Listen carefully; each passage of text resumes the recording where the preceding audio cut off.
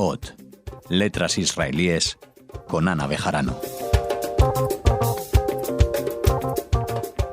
Una nueva edición de este programa que conduce, en el que nos acompaña en un repaso por la literatura israelí, Ana Bejarano. Hola, Ana. Hola, Raquel, ¿qué tal? Muy bien, encantados de hablar contigo, además de una mujer, de una poetisa muy importante, quizá la más importante de Israel. Pues en su momento, desde luego que fue la más importante. Después ha habido otras escritoras, pero tienes toda la razón y su importancia radica en que fue la primera mujer que escribió en hebreo, en realidad. Luego, si acaso, especificamos más, pero sí. Fue, yo creo que es la poetisa más conocida de Israel. No hay nadie que no la conozca. Y desde luego de la primera mitad del siglo XX, absolutamente ella es la reina. Oye, además este libro, Poemas de Raquel Bluestein, lo publica también la reina de las editoras, ¿no? Esa maravillosa Río Piedras. Hablaremos si te parece, de sus editores, pero antes les queremos comentar a nuestros oyentes que se trata de, o sea, que la traducción es tuya, pero también el trabajo de investigación y el trabajo filológico, hablando sobre esto. Pues yo en aquel momento era joven, porque uno también fue joven, y acababa de terminar la carrera de filología hebrea, y el que entonces era catedrático, que era de don Fernando Díaz Esteban, me propuso como trabajo de final de la licenciatura, lo que era la tesina, que si me apetecía hacer un estudio y la traducción de la obra poética de Raquel, la llamada en Israel Raquel la poetisa, que se llama Raquel Bluestein. Y pues claro, le dije que sí. Fijaros lo que es traducir a una mujer que estaba además sin traducir por completo ninguna lengua. Se habían traducido parcialmente poemas suyos, pero su obra poética al completo no estaba traducida y había muy pocos estudios en aquel momento. Me parece que os estoy hablando del año 81, 82.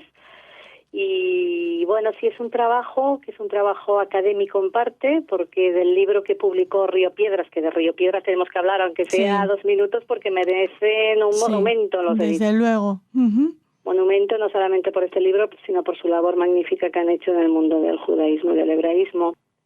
Es un trabajo que fue mi primera traducción en realidad, o sea que es un trabajo de juventud, y tiene un estudio, el libro, que me parece que son alrededor de 80, 90 páginas, que precede a la traducción. Lo importante, claro está, es la obra poética de Raquel, que son 144 poemas.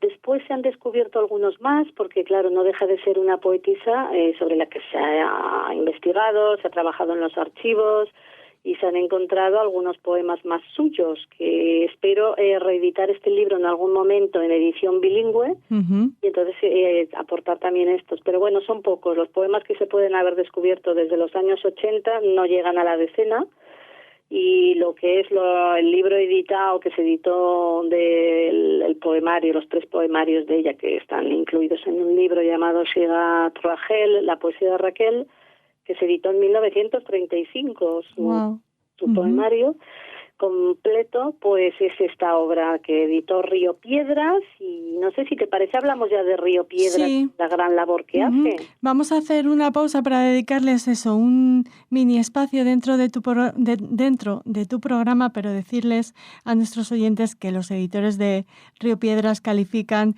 esta traducción de Ana María Bejarano como fidelísima, exacta y perfecta.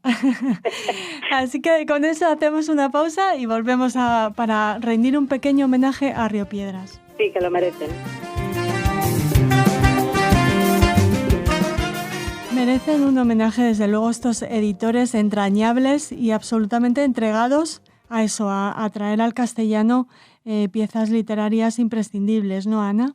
Desde luego, el editor, como creo que el público de Radio Sefarad conoce, es Rafael Vázquez, y su mujer María Luisa, que han hecho una labor durante años con su editorial Río Piedras, que bueno, que es que no tiene parangón en lo que es edición de textos sobre judaísmo y hebraísmo en España. Y este libro concreto de la gran poetisa Raquel, pues fue el primer, con este libro se inició la colección Autores Israelíes Contemporáneos, que luego pues tradujo otras cosas para ellos y otra gente también. Pero merecen realmente un monumento Rafael Vázquez, María Luisa y su editorial, porque ya digo, creo que muy pocos países tienen una editorial que haya dedicado tanto a lo que son textos fundamentales del judaísmo y del hebraísmo. Por no hablar de su calidad humana, yo tuve la suerte de conocerles y eran eso, entrañables y maravillosos. Sí, y lo siguen siendo. Espero afortunadamente. Pronto, y bueno, ellos, claro, se jubilaron y traspasaron su editorial, pero tienes toda la razón, no era solamente su competencia como editores, sino que humanamente pocas personas he conocido tan íntegras y tan maravillosas en todos los sentidos. O sea que la verdad es que el hecho de que publicaran Raquel también fue un riesgo, porque ya sabemos que publicar poesía pues es para valientes. Cualquier editor, pues claro, una poetisa como Raquel, por muy importante que sea, muy buena que sea esta poetisa, pues es un riesgo para una editorial. Así es que doblemente hay que felicitarlos por haber publicado esta obra poética. Bueno, hacemos una pausa y vamos a hablar ya de Raquel y de su poesía. ¿Por qué enamora tanto Raquel Blustein? ¿Por qué es la poeta o la poetisa más conocida de Israel, Ana? Yo creo que los motivos son varios. Quizá el que voy a decir primero no sea el fundamental por el que enamora, pero ya hemos comentado que es la primera poetisa. En realidad la literatura hebrea, que es milenaria, 3 veces milenaria, no tiene mujeres, no tiene presencia de mujeres. Ahora no vamos a entrar aquí, que hay 3 o 4 mujeres que quizá a lo largo de 3.000 años se cree que han escrito algo, pero no está claro. La primera que realmente tiene una obra contundente y que el sistema permite que escriba es Raquel, junto con otras 2 poetisas que se llaman Esther Rav y Yocheved Bat Miriam, y las 3 publican por primera vez y escriben ya masivamente en lo que son los años 20 y 30 en Eretz Israel, en lo que era la Palestina del mandato británico.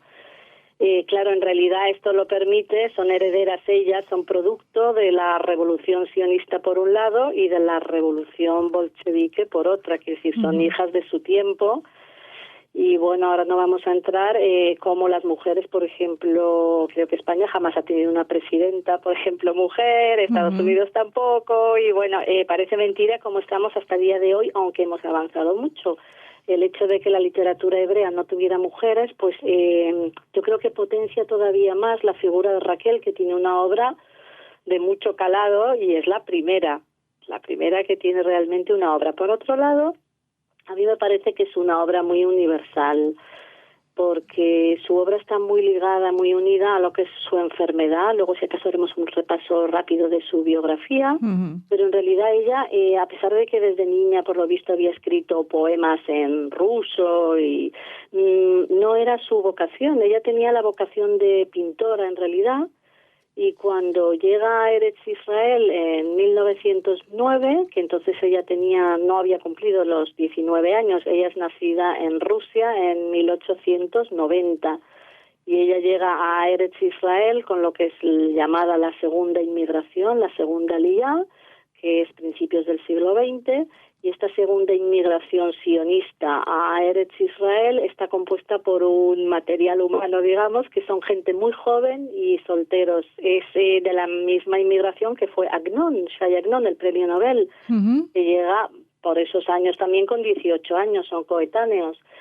La primera inmigración, que es de los años 80 del siglo XIX, tenía otro componente humano, eran familias con hijos, era diferente. Pero esta, la llamada segunda aliyá o segunda inmigración, que es 1904-1910, ella llega en el 1909, pues es la más importante. Se sabe que la gente que llegó en esta inmigración fueron en realidad luego la inteligencia y la intelectualidad de lo que luego sería Israel. Por esa parte creo que también es importante su poesía. Encontró allí un caldo de cultivo entre sus compañeros y lo que ya se estaba fraguando. Hay que tener en cuenta que el año que ella llega se pone la primera piedra de la ciudad de Tel Aviv, que es fundada en 1909. Y bueno, yendo ya más a lo que es su poesía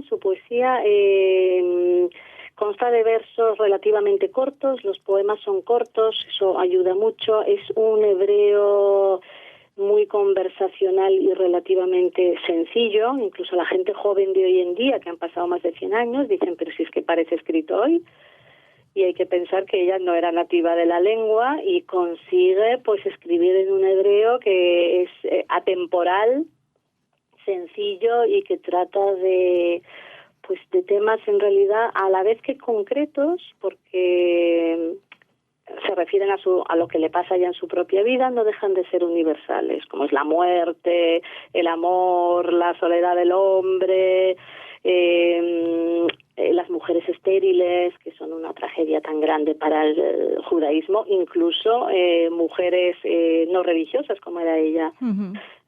Rebeldía y resignación, la ciudad frente al campo, porque en realidad ella venía de una familia aristocrática y rica de la diáspora. Su padre era un rico comerciante peletero, y cuando llegan en realidad con esta inmigración sionista de 1909, en realidad no son verdaderas. Ella Raquel y su hermana Susana, que llegan juntas, no son inmigrantes en realidad, no pensaban quedarse.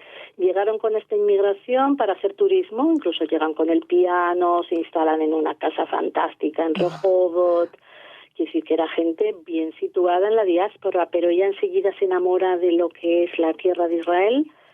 Conoce a Hannah Meisel, que era una persona que lo que quería es que las mujeres trabajaran también la tierra en Eretz Israel. Era muy feminista y crea la primera granja de mujeres a orillas del Kineret, del mar de Tiberíades. Y entonces Raquel se va con ella, deja sus ideas de pintar y su vena artística, que era por la pintura, y marcha a llevar una vida de auténtica pionera. Ella cuenta que tenían 2 vestidos, uno de invierno, uno de verano, no tenían absolutamente nada en esta granja para mujeres a orillas del lago Tiberíades, pasaban hambre, pero ella dice que con gusto. No tenían ni recipientes para recoger el agua. Cuenta que con una lata vieja de gasolina recogían el agua del lago y la bebían tal cual. Bueno, lo que quiero decir es que pasa de una vida de bienestar en Europa a una vida escogida de pionera y de trabajar la tierra en la tierra de Israel, en la Palestina del mandato británico, ya que ella muere en el año 31, ella muere antes de la fundación del Estado de Israel. Uh-huh. Por eso no digo Israel, porque en realidad el Estado de Israel no existe hasta el 48. Ella muere en el 31 de tuberculosis, y esta tuberculosis es la que marca en realidad su obra. Ella siempre lo dice: si yo no hubiera estado enferma, yo no hubiera escrito. Ana, una enfermedad la más poética, ¿no? Pues sí. Ay, bueno, tantos tuberculosos de aquella época, sí. ¿Cuánta tinta habrá dado la tuberculosis? Gente que tenía que quedarse recluida en casa. Y bueno, en su caso pues fue una tragedia, porque no pudo seguir trabajando en esta granja agrícola, de donde le dijeron claramente que es que se tenía que marchar, porque su tuberculosis ya estaba muy avanzada. En realidad, como hemos dicho, ella en 1909 a la tierra de Israel, y en 1913 sale a Toulouse, porque Hannah Meisel, esta pionera que dirigía la granja para mujeres, le pide que estudie agronomía en Toulouse, ya que no todo puede ser poner buena voluntad, hay que tener conocimientos técnicos. Y parece ser que nadie se prestaba voluntario para regresar a Europa, ya que les gustaba esta vida de pioneros, y además era una cuestión ya ideológica. Y ella, pues haciendo casi un sacrificio, accede a la petición de Hannah Meisel y viaja a Toulouse en 1913 para estudiar agronomía en la universidad. Pero ¿qué pasa? Que a los pocos meses, en 1914, estalla la Primera Guerra Mundial, y entonces ella se ve atrapada porque los judíos eran deportados a sus lugares de origen, y entonces ella, aunque fue a Roma y pretendía refugiarse allí en casa de su hermano Jacob, que vivía en Roma, y estudiar allí pintura, hasta que pudiera regresar a la tierra de Israel, que no se podía viajar, se pudo viajar más tarde, pues es deportada a Rusia, y en Rusia es donde ella trabaja, se dedica a cuidar niños judíos en un orfanato, y es donde se agrava su enfermedad, que ella ya tenía desde niña latente, por lo visto, pero allí enferma de tuberculosis, y cuando ella regresa a Eretz Israel, ya es en 1919, en el Rusland, en el famoso barco Rusland, que es el primer barco que llega a Eretz Israel después de la Primera Guerra Mundial, y claro, pretende volver a trabajar la tierra y es imposible, porque les dicen, a ver, aquí tenemos niños, tienes que ir, y entonces ella marcha a Jerusalén y después marcha a Tel Aviv, y ahí tiene muchísimos poemas que hablan de la dureza para ella de tener que vivir en el cemento y no poder vivir trabajando la tierra, y lo que es la soledad de un enfermo. Ani, ¿cómo fue el trabajo de traducción? Es un universo muy complicado. Nos has hablado de que el hebreo no lo es, ¿no? Que es aparentemente sencillo y coloquial, pero ¿el pensamiento? Es una de las poetisas, yo creo, porque mira que luego yo he traducido bastante, poetas no tantos, pero bueno, leo mucha poesía hebrea. Es una poetisa que tengo que reconocer que no es difícil de traducir, porque claro, además, como fue mi primer trabajo de traducción, en aquel momento mis conocimientos de hebreo eran mucho menores de los que son ahora, después de haber vivido años en Israel, y aún así es una poetisa que no es difícil de traducir, yo creo, y además comprenderla a ella tampoco. Es escalofriante cómo te identificas con lo que ella dice. Muchas veces, incluso cuando voy a visitar enfermos, les llevo un poema, un par de poemas de Raquel, y dicen, pero qué barbaridad, cómo nos entiende, cómo esta mujer entiende lo que es la vida de un enfermo en un hospital. Es, ya te digo, no creo siquiera que fuera su intención llegar a un público tan amplio. Reconozco que como labor de traductora, yo creo que es de las personas con las que más he empatizado, y que no fue difícil traducirla. Y luego también hay que decir que ha sido musicada, yo creo que toda su obra poética, todos sus poemas están musicados. Y no, yo creo que no hay un Yom Shishi, un Shabbat, un viernes por la tarde que tú no pongas la radio israelí y no oigas alguna de sus canciones. Famosísima, yo que oigo la radio israelí por una aplicación del móvil, ya te digo, no hay día que no se la oiga, es muy famosa, y yo creo que en parte es por esta capacidad que tuvo de poemas muy cortos, y por una parte es muy israelí sin que exista todavía Israel, es muy israelí, muy de la tierra de Israel. Luego también tiene su vertiente bíblica, no en vano el libro de cabecera de los sionistas era la Biblia, eran gente que no era religiosa, pero si tuvieron un libro que llevaban siempre en la mano era la Biblia, y esta identificación que ella hace con los personajes bíblicos también es impresionante. Con la Raquel bíblica, ella se identifica completamente en algún poema, o por ejemplo con Elías el profeta, cuando ella marcha a vivir a Tel Aviv, ella vive en un altillo, en una especie de buhardilla que todavía existe en la calle Bugrashov de Tel Aviv, muy cerca del mar, en el número 5 Aleph, y se puede ver una placa que han puesto donde dice aquí vivió sus últimos años la poetisa Raquel. Y ella allí escribe un poema muy bonito donde equipara su buhardilla con el altillo que tenía Eliseo en la Biblia. Y esta especie de pensamiento tan del primer sionismo que ella tiene, que es, nosotros ahora estamos en la tierra de Israel, la diáspora ha sido una especie de accidente histórico, y nosotros lanzamos un cable directamente a los habitantes anteriores a la Biblia, a los personajes bíblicos, y ellos somos nosotros. Todo lo demás queda como en una nebulosa. Ana, ¿todavía algo más para que nos anime a leer estos poemas de Raquel Bluestein? Porque con todo lo que nos has contado, muchos de nuestros oyentes ya seguro que están buscando la edición. Pues se titula el libro Raquel Blumstein Poemas, como hemos dicho lo editó Río Piedras en el año 85, pero todavía se puede encontrar y por internet desde luego se encuentra. Y quizás solo hacer notar al autor, porque el libro está dividido en 3 poemarios, que se los unieron en este libro, que se titulan Barbecho, Desde Enfrente y Nevó, y creo que son muy significativos los nombres que ella le puso a sus poemarios. Barbecho es el campo que tú no has cultivado y que crece por sí solo. Ella siempre dijo, yo la verdad es que iba a ser pintora, jamás quise cultivar la poesía, pero soy como un campo en el que la poesía crece como en barbecho, aunque tú no lo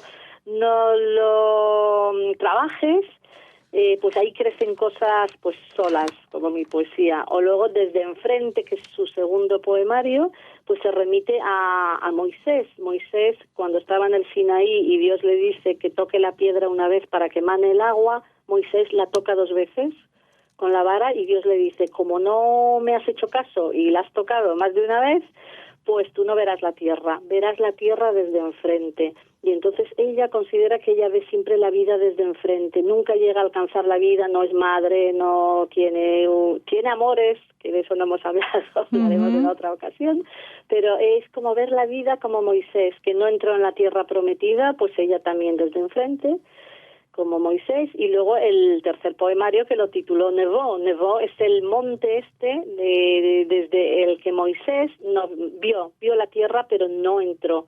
Y entonces está lo que decimos muy ligado a la Biblia, muy ligado a los personajes bíblicos desde el punto de vista de una persona que no era religiosa.